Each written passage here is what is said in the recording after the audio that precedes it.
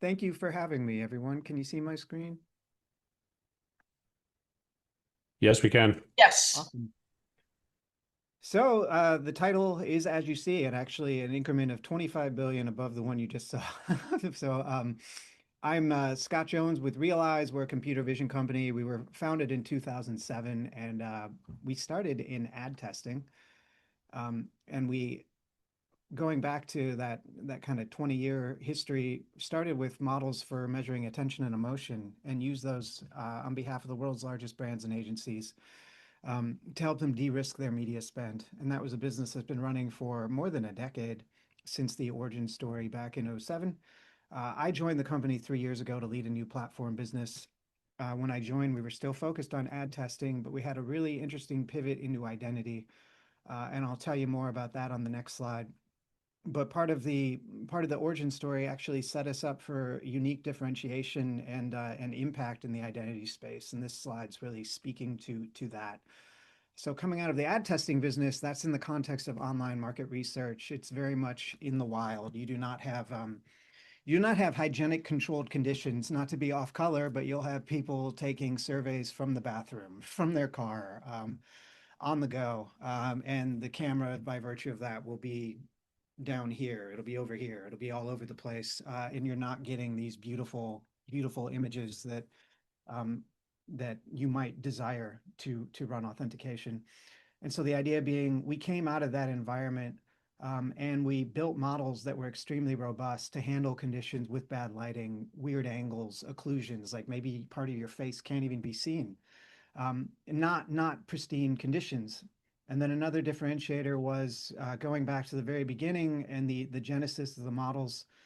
We intentionally did not scrape data. We intentionally built an ethically sourced way to do this, and that was by designing and inventing a GDPR compliant consent framework, giving us rights to test and train models. And that ad testing business with that consent framework has generated a sort of war chest of very differentiated data. um, it's a data set of identities covering 6 million different people from more than 93 countries, and the rights to test and train models on those faces. Um, these businesses were coexisting since I joined 3.5 years ago. We got into the identity space. We were still part of the ad testing business, but right around the very beginning of Q4 last year, we demerged, which is a funny word. This is like the fifth time I've said that word out loud, but the idea, Verify and Realize split off from the ad testing business and became our own thing, really doubling down on the identity verification and the opportunities that we found getting into this market about 3 years ago. So the context of how we got in here, this was actually through an opportunity with a social media platform. We already had a relationship with them, and 3 years ago they put out an RFI for a face verification model. We ended up winning their RFI, and they ended up. It took a year and a half to get in production, but as of that moment, very end of 2024 and through 2025, they started ramping us up to great levels. And the biggest use case was actually account recovery. So the idea being, if a user across this consumer app company's platforms can't remember their password, or they think there's been an account takeover, the user has an option to submit a video selfie. The consumer apps pipeline extracts frames from that selfie, known profile photos, and if you've ever shown them a government ID, the image from that government ID, not the ID itself, just the image, sends all of that to our model and essentially asks, do you think this is Scott? Should I let him in? They have been rolling that out to, for lack of a better term, hyperscale. And for the past several months, that use case has gotten 500 million calls per day.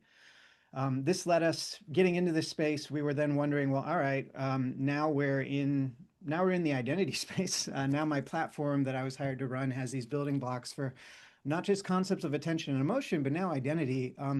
What other problems can we solve? And now that we've achieved this validation on scale that our technology can handle, and the some of the additional reasons that we won on fairness and data provenance, and I'll speak more about that.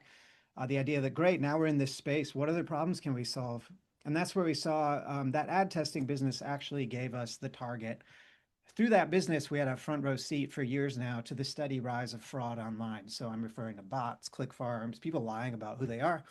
A huge problem in the internet at large. Obviously, in market research, it's truly insane. You can actually expect on the buy side, and the buyers do expect this, on average, 40% of what you get, and there's really no upper bound, it can keep going, but on average, 40% of what you get will be bad, and you honestly can't tell until you buy it. Double clicking on that problem in market research and then expanding to other verticals since, the realizations we had are really what's described on this page. On the left side, this notion of the gap and this idea of this continuum that has come to light that we see. So the realization that really the best thing you can do on the internet today is that heavyweight IDV check predicated on looking at a government ID, a liveness check to make sure this is a real human being, and a selfie to ascertain, yeah, real government ID belongs to Scott Jones in Chapel Hill, North Carolina. That's a real human being, yes, live in front of the camera. And I think that's the same person. Great for high stakes use cases. It's got all the benefits, high assurance. It checks the compliance box, but it's a lot of friction. It tends to take multiple minutes. It's quite expensive. It tends to cost $1 or more depending on who you're using and the volume you're at. And it's very invasive, and a lot of users will brush away from that. Churn rates for busting that out. Sorry, churn rates for presenting an IDV check in a onboarding funnel, for example, average around 40%, but can go higher. But all to say, that's the best you can do. And if you have to do it, awesome. But for lower stakes use cases or kind of the connective tissue of 99% of what we do online, it's too much. And if you say, okay, I don't want to do that all the time, what can I do that's less than that that still works? And that's where we see this sort of spectrum expressed on this slide. I'm keeping it simple by just referring to CAPTCHA on the left, but the left side is really inclusive of more solutions: CAPTCHA, device and network fingerprinting, bot detection, even things like SMS and email authentication. The realization we had that, for lack of a better way of saying it, traditional verification techniques that companies are relying on are obsolete and very challenged. You can literally go on YouTube today and learn how to hack around those systems, and many people are doing it. So what we capitalized on, or what we designed for, is that middle, that gap that we saw, this white space at the intersection of being extremely easy to use, but also providing a good amount of security. And what we built, it's a lightweight system. It's anonymous by design. It proves humanity. It proves uniqueness. Have you done this before? Have you onboarded to this platform before? Have you, depending on the use case, the idea of validating uniqueness. Then confirmation of age and gender using models that we built. So being able to validate demographics. So you can't lie about who you are, but I don't need to see a government ID to prove that. And it's designed with very minimal friction. I'll show you a demo in a moment, but intentional to be as seamless an experience for the end user while still maximizing the security that we can get out of it. And as I mentioned before, we already have major platforms using this with profile photos, selfie frames, and even images off of IDs if they've already captured that. So the opportunity and what we've kind of focused on are these different use cases around re-verification, where sure, you might do IDV up front, you have to, but a lighter weight way that can kind of fill in the gaps. So you can keep saying, yeah, this IDV check day 0 told me that's Scott Jones in Chapel Hill. At the same time, I captured an embedding to verify, for example, and now I can keep checking back. Is it still that person it was day 0? And if it's never not, you can escalate to the heavier weight check.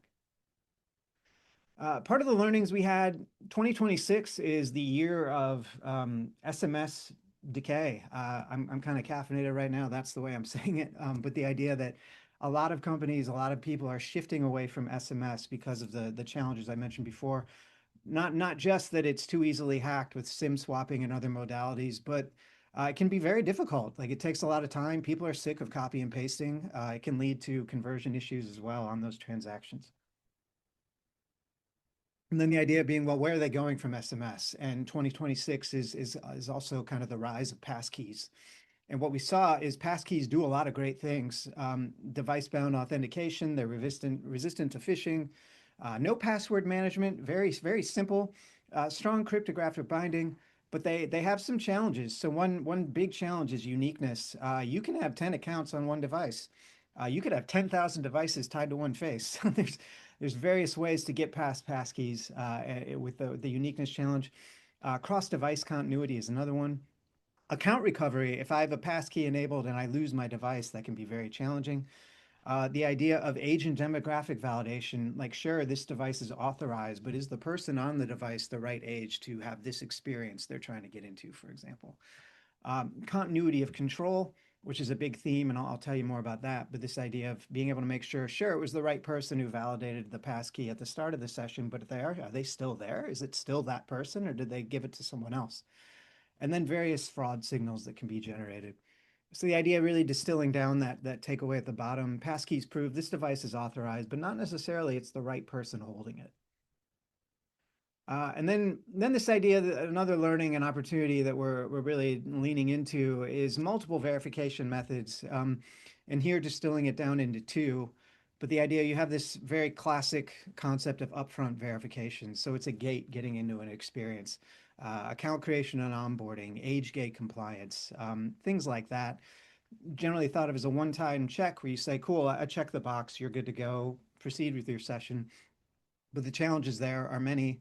Um, and these are things that we see actively with the work we're doing in different markets where sure that upfront check can validate it's the right person at that moment, but then they can if it's a gambling app or a gaming app, I could be a kid and have my dad look at the phone and approve me, and now I'm playing the game or the gambling that I'm actually not age compliant to participate in, just as one example.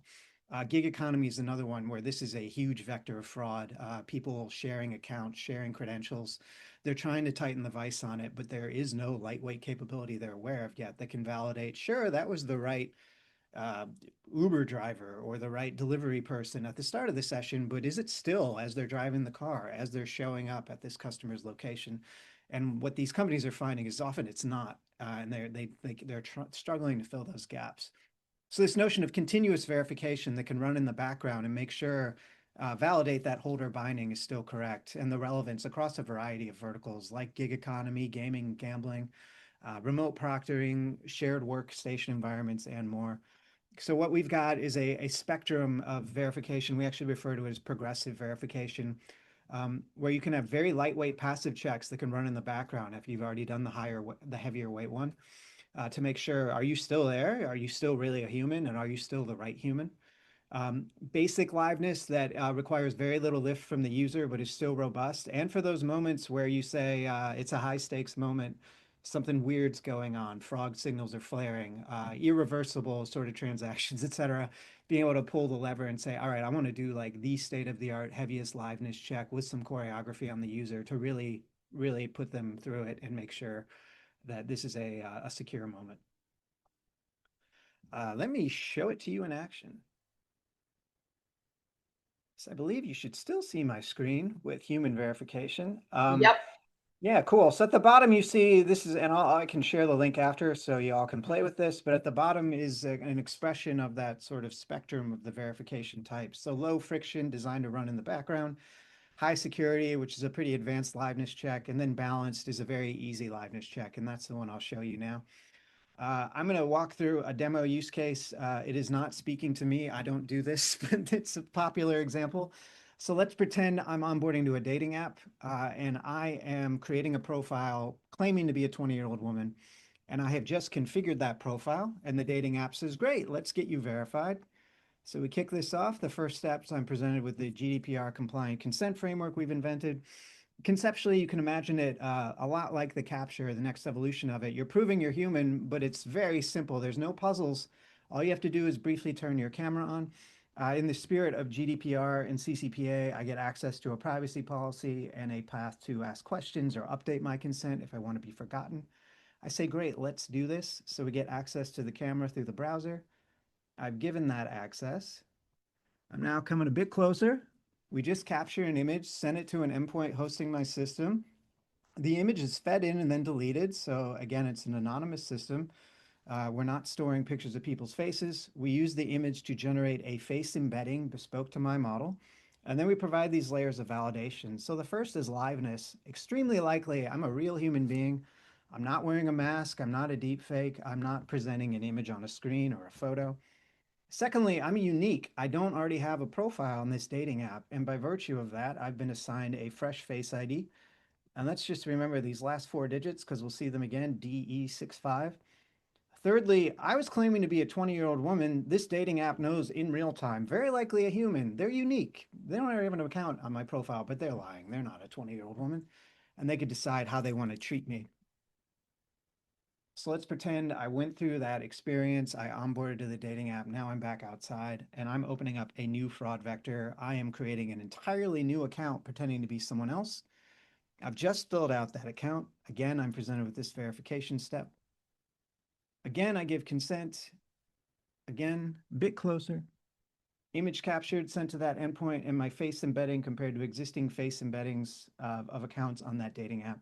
And here I failed on uniqueness. And you see this face ID was what I matched to with the DE65 at the end that I just created moments ago. So in the context of the demo I just gave, this is a fail on that uniqueness check and able to say, hey, this person already has an account. And in fact, this is the one. This also demonstrates authentication. So if I were claiming to be this person, I would just match back, say, yeah, that's the right person. And this is what that social media company is doing at hyperscale for account authentication. Does that make sense? Yep. Actually, I Good. have a real quick question. Can I ask a quick question? Please. So, I have scientific background training. So I always, when I see a number, I'm like, oh, what are the error bars on that number? Because your age estimate changed slightly. I imagine for a consumer-facing product, you would never put age error bars on your system. But uh, what Yeah, what I have data on well, first off, the technology that we provide provides confidence levels, and depending on the use yes. case of what you're trying to solve for, we can even dispatch different models. So, for Yep. example, the very, like I say, classic, but the very common use case in today, certainly this year and last year, is age verification, looking at that 18-year-old threshold. We've Yep. built a model tuned for that, and the idea is we would actually be measuring the confidence that this user is over 25. And as that confidence degrades, if I don't think they're over 25 or I'm really not sure, then that would be a signal that I think you want to do an ID check because I'm not sure. But Right. for those where it's like very clearly over 25, yeah. So that's just an example of kind of the mechanics of it. Depending on what you're trying to solve for, we could provide a model that would be tied to that. And then the tuning of like the heuristics of how you would use the telemetry. And as you noted, yes, there is the state of the art with age estimation models is there is drift, and that's just part of the game too. So again, Yep. if you really need to know, is that guy 41 or 43? It would be like again, you'd have a model kind of tuned for Documentation. Yeah. yeah, yeah, Okay. Awesome. Thanks. sure. So digging in behind the scenes again, part of what we were very intentional about, I mentioned it a bit, is a privacy architecture. So the idea being not having a centralized like global biometric database by principle. The idea here is instead that these collections can be tuned to different levels of granularity, community levels. For that consumer app company, it's around their user base. You can imagine going as big or small as you want rather than saying, no, this is a single biometric database that everyone's in. Um, Other aspects of it is we are working on client-side processing. So in that model, the biometric never leaves the device, only cryptographic proofs, and we're actively working on bringing ZKPs into that. The other is the embeddings themselves. It's an irreversible transform. However, just double clicking on IETIS and all of the work that was done codifying that policy, all the learnings I had is I understand they like the lawyers were torturing mathematicians and saying like holding a gun to their head and saying, all right, I need to know, you're saying it's irreversible. What if someone had quantum computers and God himself backed the project and like whatever? And they're like, all right, technically it's like non-zero if all these in crazy impossible things happen, but in reality, no, it's like impossible. So holding that line here, we're saying in under normal conditions, they are irreversible. And then very intentional, we're not storing images long term.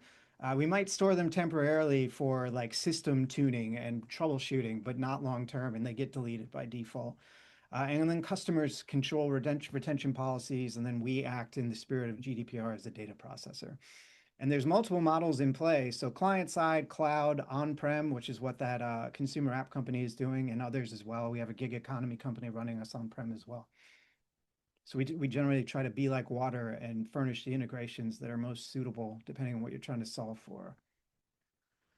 And then this idea of the scoped uniqueness, which I didn't just, I should have said it that way on the last slide, but the idea that being able to control your own subgraph of trust relationships as the DTG working group defined. So the centralized approach, which is well known, um, requires a global biometric database. It can include specialized hardware if we're looking at some players out there, and a lot of privacy and sovereignty concerns, and that can lead to a lot of friction with rolling out these solutions. A lot of skepticism in government saying, "Well, I'm not sure about that," and potentially users too. So the idea of our approach is community scoped. You can define what is the granular level of that trust ecosystem, and our technology can run on any device with a camera. We've been live for years now on phones going back to like 2010 all around the world. No global index required, and then the ecosystems can control their own policies. So a thought on how we could fit into the trust over IP stack, seeing it as that layer one of trust support with biometrics, keys, and storage, and the idea that Verify can provide a user binding interface, a biometric holder binding, liveness and anti-spoofing for those cases where it's necessary and you want to escalate. Personhood credentials, being able to validate age and demographic claims, and then the notion of uniqueness. Coming back to fairness, this is a big part of our differentiation, why we won with that consumer app company and how we're very much differentiated from many players who are out in the market with face models. Um, what we've found and again, we were very intentional going back to the kind of genesis of the ad testing business and how that business came to be over years was sourcing a data set of several million identities from more than 93 countries, including the global south, and having GDPR compliant consent giving us the rights to test and train models on those faces. Using that data set, building these models, our R&D team is being extremely intentional on demographic fairness. So making sure and enforcing coverage in the data we use for testing and training that is comprehensive across skin tones, age, and gender, and the concatenation of all those things.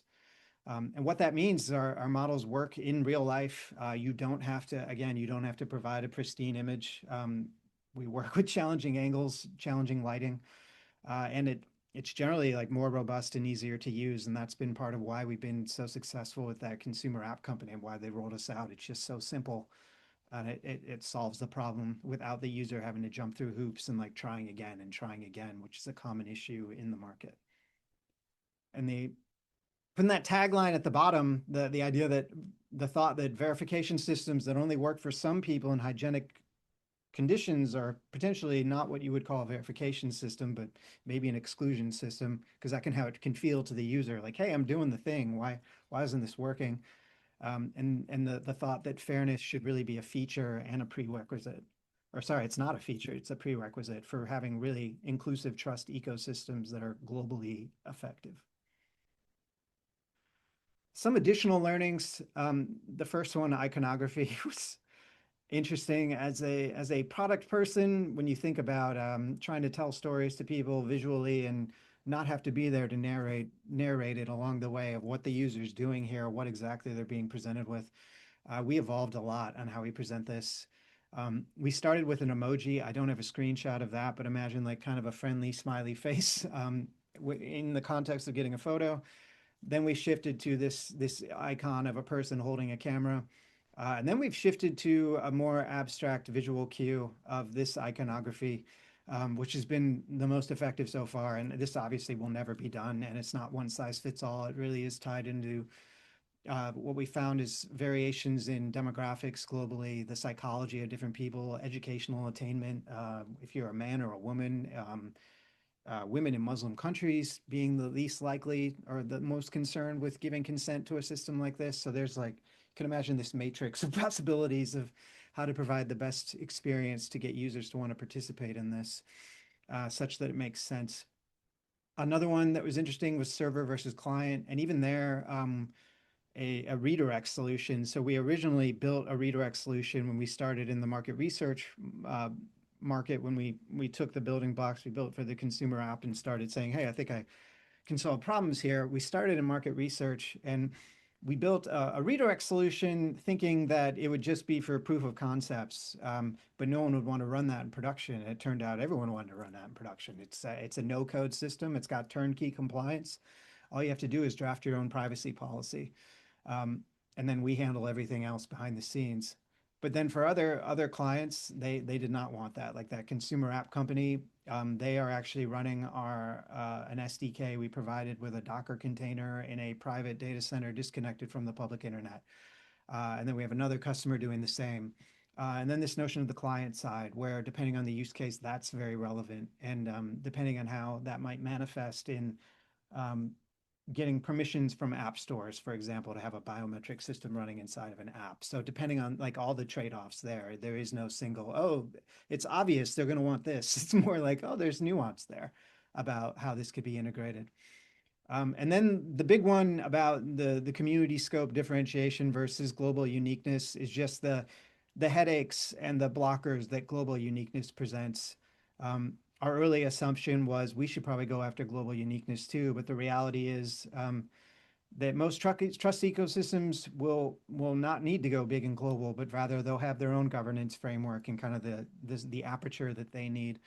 And the global approach raises sovereignty, privacy concerns, and is just a huge headache for companies going after that. So kind of just figuring out and stumbling in to the realization that our approach is inherently different and can be valuable for that. So with all the learnings, looking at where we're going, where we see this journey going and the innovation roadmap. So edge first architecture is something we're actively working on this quarter. Client side SDKs for iOS and Android by the end of this quarter, which will unlock on-device processing. They'll be compatible with wearables. They'll be compatible with all sorts of systems and have no dependency on the cloud. Micro embeddings is actually another part of that project work to run on the client side with a very small footprint. So by the end of this quarter, having embeddings that are 512 byte size that could even fit on NFC cards, which are conversations we're actively having about where this could go to solve problems with holder binding. Offline is an opportunity that gets opened up when you're on the client side. You don't need an internet connection. You just need to make sure, hey, is this the right person in front of me right now based on the embedding I already have? And then zero knowledge proofs tied to biometrics is a passionate area that I'm very excited on, where on the client side, you can have ZKPs, but then on the server side, you can as well. It gets a little hand wavy here. It's not a solved problem, but it's one that is very interesting, where at the intersection of those, you could verify one person, one credential without having to link to an identity. Deepfake detection in the bottom left is something where that consumer app company we're working with asked us to get into this. We've got a pretty novel system we're working on. Again, it's leveraging that proprietary data set we have of millions of people with consent. And the approach we're taking is to have a library of all the latest and greatest tools, deepfake tools that are popular, continually generate instantiations of what they produce, and then have models trained for each of them. So you can imagine this pipeline being able to analyze on the fly, like, hey, that's VO3 at play right now, or this is this other system at play with high confidence, being able to call that out. And then another one that's really interesting, AI agent custody. I started having conversations about this last summer with people in the DID and SSI space, and the opportunity being that a biometric binding enables individuals to claim custody of agents or not, or say, no, that's not my agent trying to move. I'll make myself sound glamorous, trying to move $1 million. That's not me doing that right now. And being able to attest that through a methodology where I could validate I am who I'm claiming to be without having to reveal exactly who I am. Sorry, my video cut off there. Maybe I can come back to life. It's not looking good, huh? Not sure what happened to my video. So a case study here of a real life integration that is ongoing. We're working with, I always stumble on saying it, Cyros, I believe, and the WW wallet. So we have an active integration going right now. High level flow of it. Imagine a user verifies via the verify system you saw in the demo to validate they are a human. They get a personhood credential stored in their WW wallet. Then the user can present that credential to a verifier. And then the verifier confirms without having to see the biometric itself. That's the very high level version of it. As I'm sure all of you can imagine, a lot more nuance under the hood, but that's the headline of the story. They were originally, WW Wallet was originally working on a CAPTCHA proof inside of the credential, but we met them in December and they said, hey, a personhood proof sounds really cool. Let's do that instead. So the user can prove humanity once, the credential gets stored in their wallet, and then they can produce it across sites wherever they go.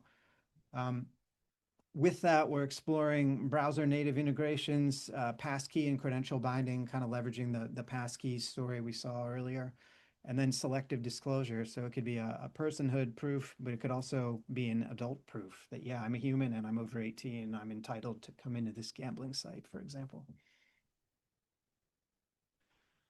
Open questions, there are many more, but just to distill it down to a slide. Holder binding at content creation. How do you minimize the friction while ensuring it's the right person who's creating the credential? There's many dueling philosophies there that we're trying to wrestle with. The credential refresh intervals, like how long, what is the recency or freshness of a credential being issued before you'd want to say, hey Scott, I need to make sure you're still that right human again. So what is the runway you give them before, or what signals might you need to look at that might want you to force that to happen sooner? Privacy preserving revocation. So how can you revoke credentials without creating a trackable event? That is an interesting pickle that we've been talking about. And then cross ecosystem uniqueness. So that idea of you could be playing in a sorry, it looks like my virtual background was breaking my video. Whoops. You could be playing in a community defined of a certain granularity, but if you want to be able to measure uniqueness across those different communities, how could you and should you even be able to do that? And then we're exploring ZKP, as I mentioned before, so being able to, and tying that into the wallet so you can prove uniqueness without revealing identity across trust ecosystems. Collaboration opportunities, by virtue of having this call and others I've had, we're very actively trying to reach communities like this because we're doing interesting things and we know you are too. And we would love to collaborate because this is a pretty fascinating time to be a human, and there's kind of a dystopian world taking shape, but I think also an exciting opportunity to partner up with like-minded people to solve problems in really compelling ways that might not have been possible before. So this camera works, I'll use that. So just going across a few columns of what this could mean. Standards, we're actively talking with W3C on how we might be able to tie into their holder buying confidence method. Actively looking to align with trust over IP. Presented to the first person project, time's moving fast, but I believe that was January. And looking for collaborators there, as well as just personhood credential schemas in general. Integrations, as I mentioned, we're active with the WW wallet, working on that, which also ties into the IETIS wallet ecosystem, but seeking collaborators for other wallet providers, trust registries, or potentially other systems I'm not even thinking of right now. And then research, as I mentioned, very active in deepfake detection in a pretty progressive way that's unique, tied to our proprietary data set. And then fairness testing frameworks and kind of a different take on responsible AI. I didn't say it this way before, but just part of our journey getting into the identity space is very much positioned in a unique way with responsible AI on that data provenance, on the demographic fairness across the global South, and really just trying to raise that awareness that you don't have to kind of in this AI backdrop we're in right now, the Wild West, where it's just assumed you're going to have stolen data and racist models. Like we're intentionally the inverse of that.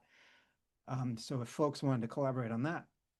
And then we're very much looking into zero knowledge proof applications, privacy preserving, holder binding, and more. So if any of these resonate, I would love to talk to you about it. And that is the last slide. I'll say it out loud. Let's build trust infrastructure together. I think it's a good statement. Fantastic. Thank you very much. Very nice, Scott. Probably you solved a piece of the puzzle. Just introduced myself as being from the TNO Dutch Research and Technology Organization with a focus on IIDIS and privacy preserving user binding to prevent fraud with IIDIS wallets. So perhaps we should talk on next steps. Uh, one question I'd really like to verify, is it really true that no information leaves the customer's device when processing the biometrics? In the client side modality, that is correct. Yeah. Yeah, because that would leverage a legal opportunity within Europe to make use of the domestic use of biometrics, which is far more easy than any other way of doing so. Yeah, I would love to talk to you about that more. When you joined the call, you said the subject triggered you. So I wasn't sure if that was going to be a happy trigger or a bad trigger, but it's good to know it's a happy trigger. No, it's a happy trigger, and I'm pushing forward to in the Dutch ecosystem and also in the European ecosystem. So I just sent you a LinkedIn invite. Awesome. Let's continue the conversation. Cool. I will follow up with a scheduling link to have a call. Yeah, and my colleagues, not I, are very experienced in developing zero knowledge proofs. So perhaps we can assist you here. Very cool. Fantastic. Scott, you have a question? Yeah, so I apologize. I had a conflict and I just joined, so I didn't hear the beginning, with Scott and such. But I have been aligned with Realize for quite a while. And the reason being, and I wanted to share this, is I've been involved in the identity verification business for 25 years as an identity auditor.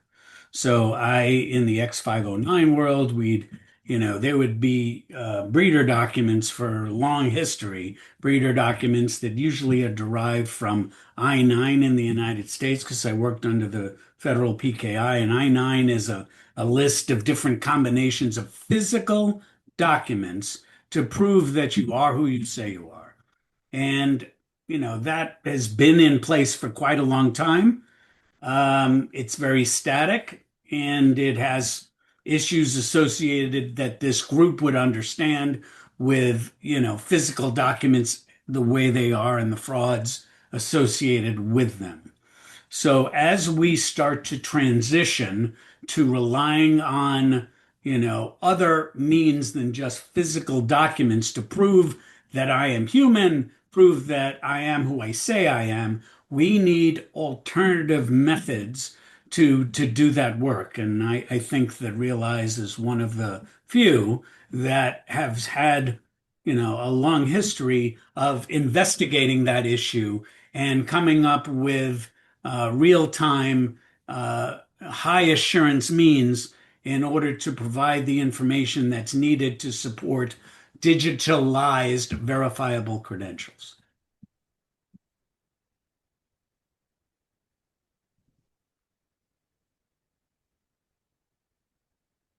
Thank you for that. Good to see you again, Scott.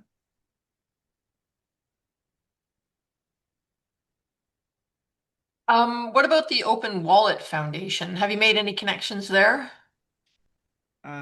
Daniel Goldscheider, Okay. and he actually connected me to, and again, I'm going to say it wrong, Cyros. Cyrus, okay. Or I said Cyrus, that. I have no idea. Excellent. Okay, thanks. Mackie. Yes, Scott, like really a great presentation, and I think it's really aligning well with whether the decentralized trust graph, and the TOIP stack overall. My question was with respect to the next step as it comes to securing offline communications. So what's in mind? Are you exploring, for example, like Bitcom, or what kind of protocol are you looking at? I have not gotten to the protocols yet. It's good to see you again. I reached out to book a call sometime last year, and I would love to do it again to pick your brain about this if you're open to it. Yeah, for sure. Yeah. Awesome. Radar. Okay, I've got a question. Can you hear me well? Yes. Very well. I was thinking that as we have those deep fakes evolving, it's gonna be like a constant kind of battle about like context about person, having more context than the attacker and being able to verify a person. And are you exploring, for example, another vector than face, like hand palm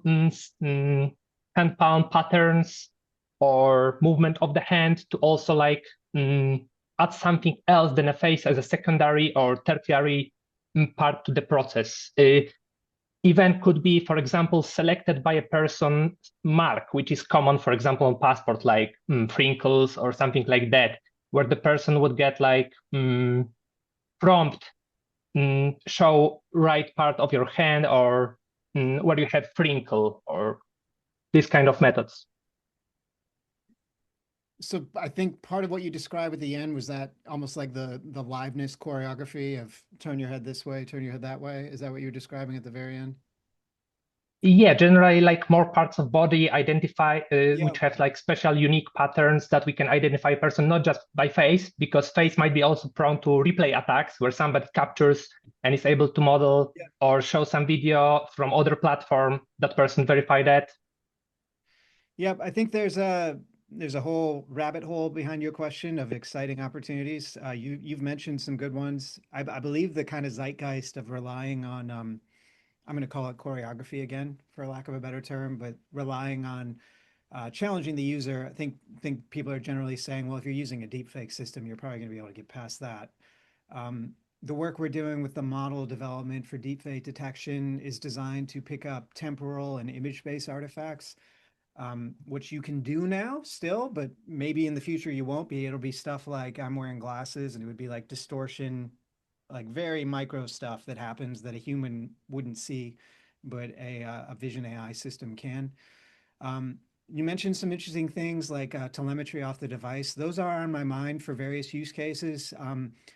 I'll give one example. It's not deepfakes, but it's adjacent enough that I think it could inspire some thinking where we're working on this notion of continuous verification in the gig economy, and the idea of being able to kind of surreptitiously, the user's already given consent to this, but being able to say, sure, you were the right driver for this food pickup at the start of the session, but now you're driving and you're looking at your GPS. Are you still the right person? Or now you're walking up, I think this is what they would kind of do. Walking up as a customer, I've kind of seen this, walking up to talk to the customer and say like, I'm outside your hotel room right now or whatever. That's a moment where the gyroscope could tell me the phone is in an upright position. And other signals like that could indicate, I think the person's holding it right now. Therefore, it's probably a good time to get one of those surreptitious images to do a continuous verification. I do think telemetry like that would be valuable. So you could know, yeah, is there actually a human even holding this right now? Um, Others that are interesting get into the device itself.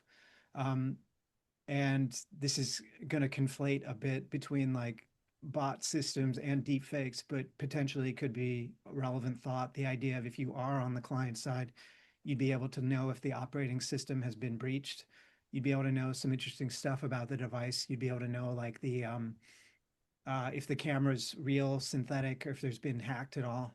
So I do think there's a world of possibilities. We could probably talk for hours about identifying them and then triage the ones to go after. Thanks. Drummond. Yeah, yeah, I too missed the very start of it, Scott, because but I got in just when it got compelling. And I just want to say I'm really glad. I'm excited to hear about the work with Ciro's first person project. Also working very closely with Ciro's, as you know. And there's just you made just a bunch of progress in areas.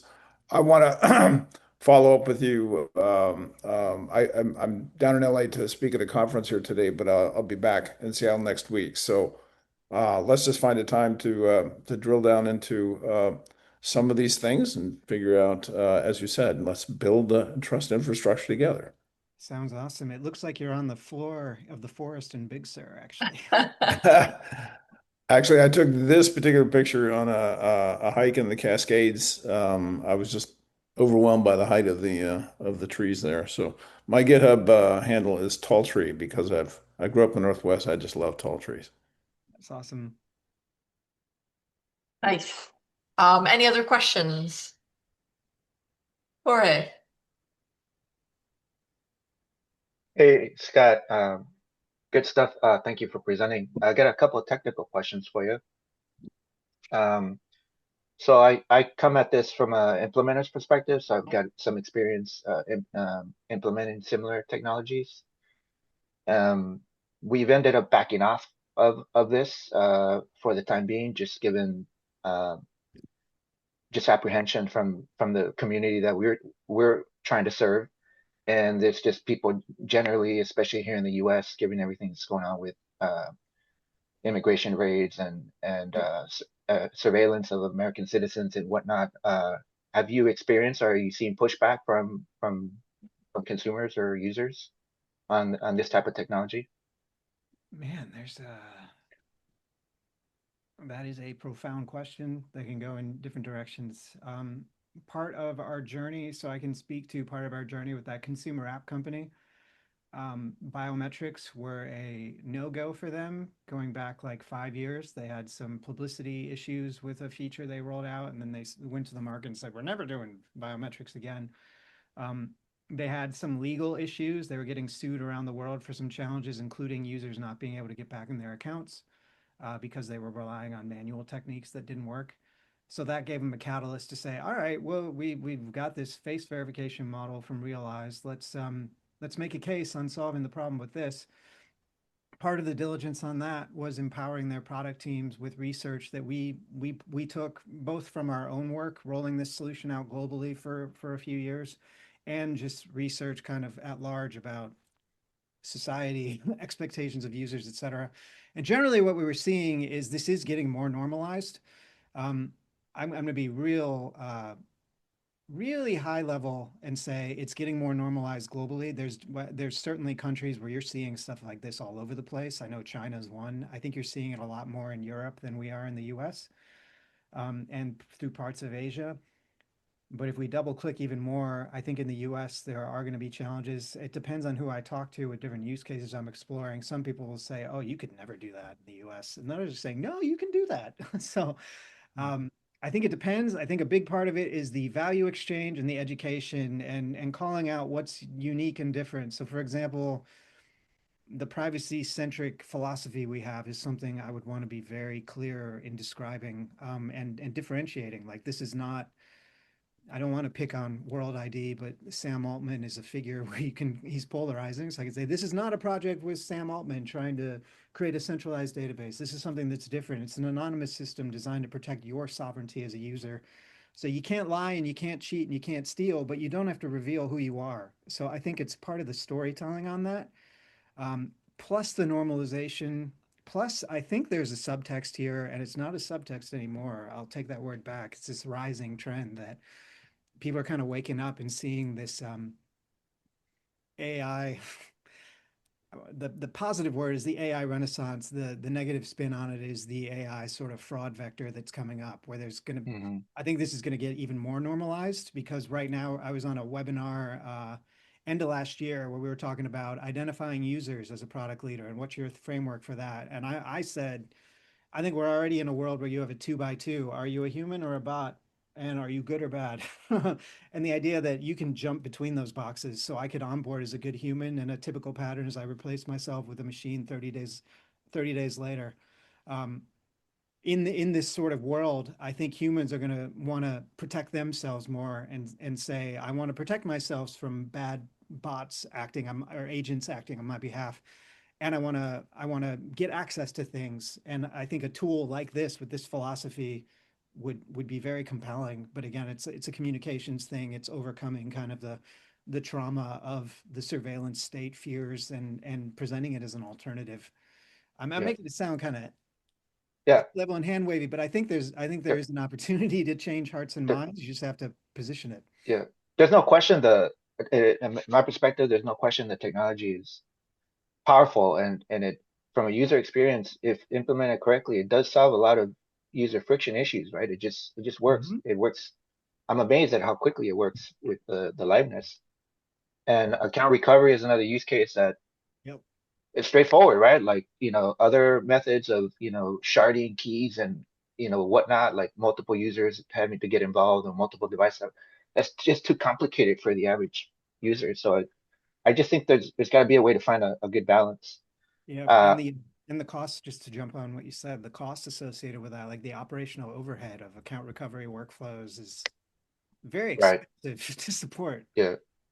Question on if you don't mind, on the embeddings that you mentioned. Is that not a form, a mathematical vector, is that not a form of a biometric template? Like, could you not do a match, a 2D match or a 3D match against an embedding? You're saying back to like a source image? Yeah. So the embedding, this is the biometric template that comes out of your technology that's stored somewhere on a server.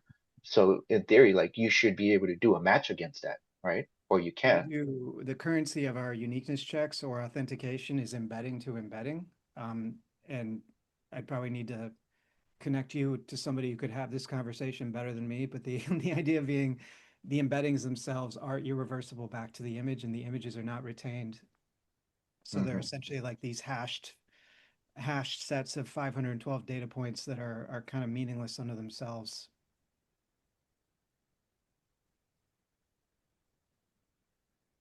Meaningless to tie back to an identity. Sure. Thanks, guys. Yeah, okay, fantastic. Are there any other questions then from our membership here?